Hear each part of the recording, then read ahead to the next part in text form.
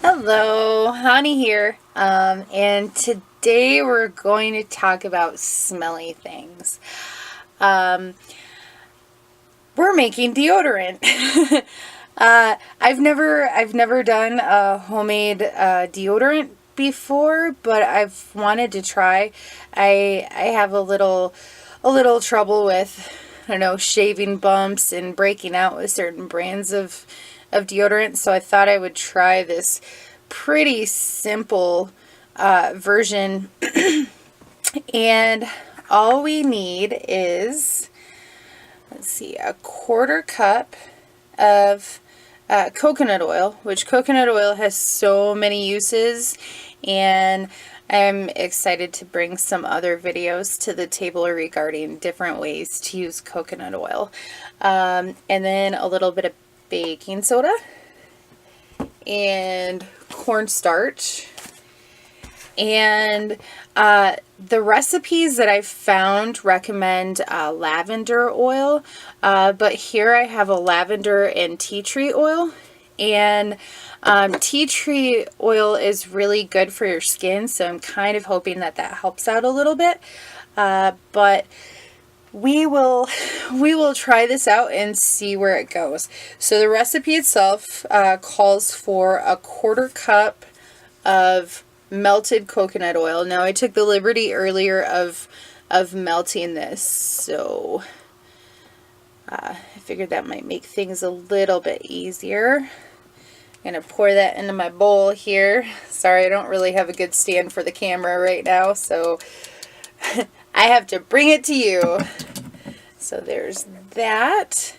And then it calls for 2 tablespoons of the cornstarch and 1 tablespoon plus 1 teaspoon of baking soda.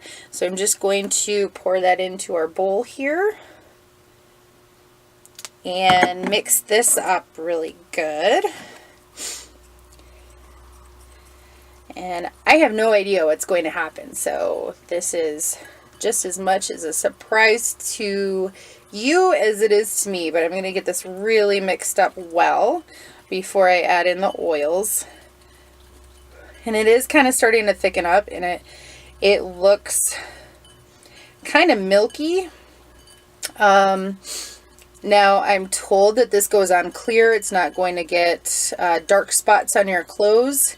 I will definitely be trying this out over the next couple weeks, and I will be updating you on how clean it makes me smell and how it makes my armpits feel and whether or not that's true that it stays off of black clothes. Okay, now it calls for about 20 drops of your lavender oil. Let's see, this might be a little bit. That's only 1.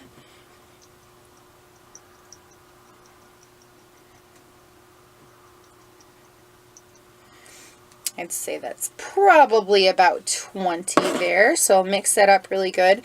And what I did as per recommended was one of the last deodorants that I used, I just kept the container and I cleaned that out really good. So I'm just going to be pouring this into the container. And I mean, it really doesn't look like there's that much product in here, so I'll try. Smells pretty good too. And hopefully I don't make too big of a mess.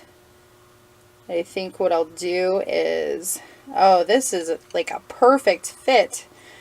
I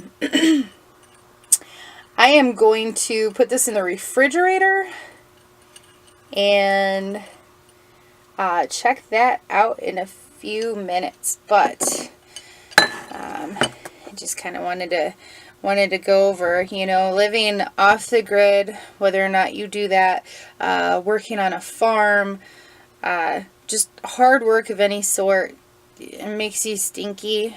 And even though I'm not always the cleanest person around, I like to smell like I am, and I'm hoping that this helps. So we'll put this in the refrigerator and we'll check that out in just a few minutes.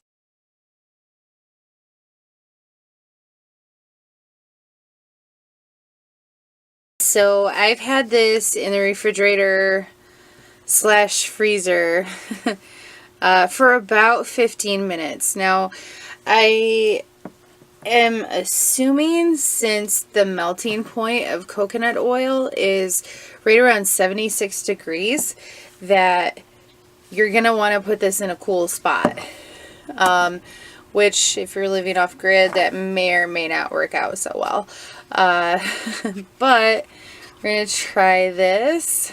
It's didn't exactly, I don't know if you can really see that, but didn't exactly sit in there very evenly, but we're going to give it a go. I guess it's like kind of the same thing if you leave your deodorant in the car for too long. I don't know if you've ever done that. I have.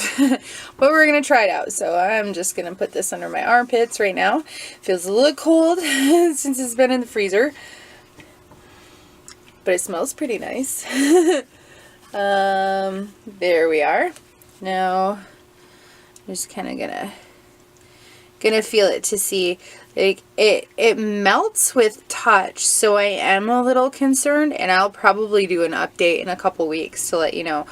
But I am a little concerned that in the situation that I'm in right now, without an air conditioner or swamp cooler, that it might get a little liquidy, but I'll do my best to keep it in a cool spot. I guess I'm just gonna put that in my back under my armpits. No, it actually smells really fresh and feels really cool. That's probably just because it was in the freezer. What I did do is I brought out a black t-shirt just to see. I don't really want any deodorant stains on it, so I'm going to use the inside of the t-shirt because I am a little skeptical with the cornstarch and the baking soda, wondering if it might leave any white marks. And it does kind of look like it might leave a little bit of a white mark. You rub it and it kind of goes away. I think the only true test is to slather on some deodorant that I just made and wear a black shirt and see how that turns out. So I will be giving you guys some updates. But in the meantime, for right now, I feel like this is a success.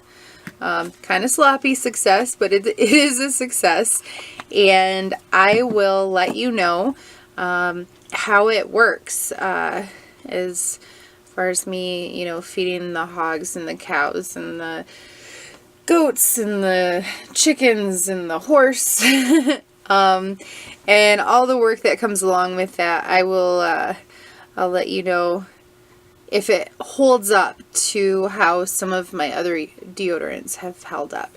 But I don't know, all the information, all the reviews that I've heard of it sounds like it's pretty good thing. So I have high expectations. That might be a good thing, that might be a bad thing, but I will keep you posted. So now you know at least how to make a very simple deodorant that is much more natural, won't clog your pores, a lot safer. It's not an antiperspirant. But yeah, we'll check it out. We'll see, and I will keep you updated in that. So thank you so much for watching, and I hope you come back to see more. Thanks. Bye.